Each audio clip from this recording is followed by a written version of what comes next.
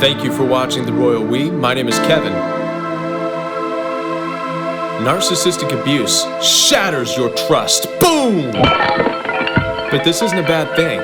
This is a good thing that works in your favor to build a better you.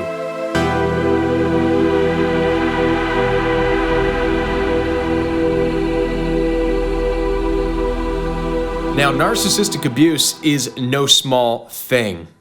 It leaves you with a lot of questions. After all, if your family, who says they love you, can hurt you verbally or physically, if your spouse, who says that they love you, can cheat on you and lie to you, if your coworkers and colleagues can lie to you and talk bad about you behind your back, if your church congregation can rob you and neglect you, lead you down the wrong path, what does all this tell you about the world around you?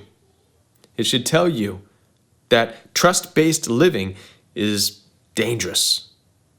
And it leaves you with a lot of questions about other things as well. It takes you down a deep, dark rabbit hole of questioning everything. You can question whether or not the United States landed on the moon.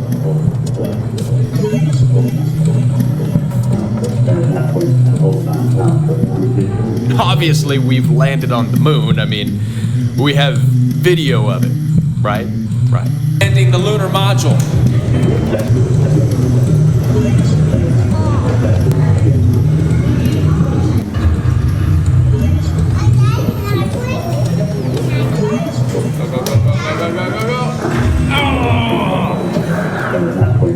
All right.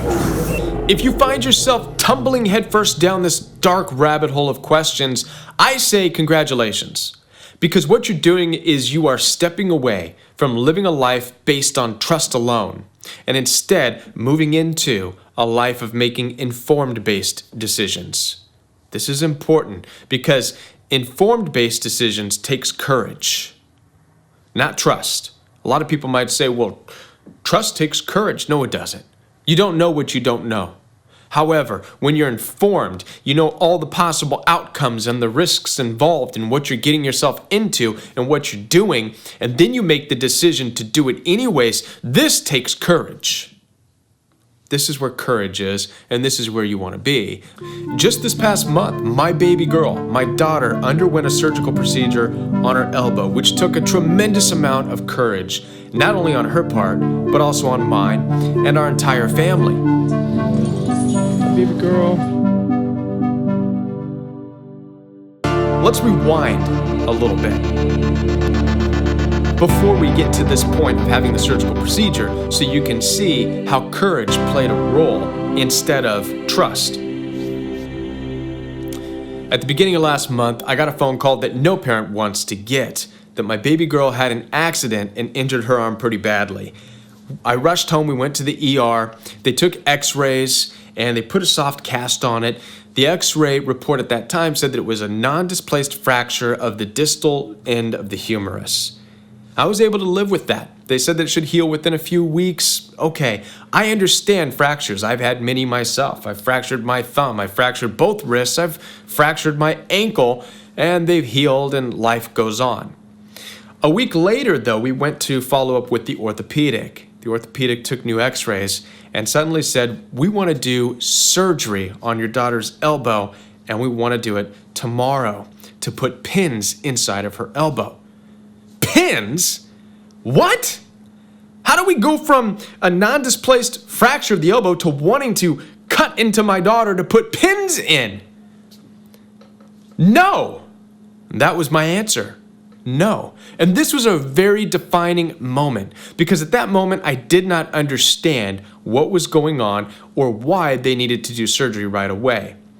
So because of this misunderstanding, I said no. And instead, I chose to inform myself. I set a second opinion up that night. And then the next day, another opinion. And as I went along, I learned and gathered the information that I need to have as to what was going on. I learned all kinds of things about the bone. I'm not an expert, I'm not a doctor. But when bones break, they don't heal together. What they want to do is just fill in the gap. If there's a small fracture and it fills in the gap, that's okay. But if the distal end of the humerus on the elbow where there's joints involved, If it heals apart instead of together, this can severely affect the functionality of the elbow later on in life. And so by putting pins in, it would ensure that the elbow healed back together as opposed to just filling in the gap. Now, why did I share this with you?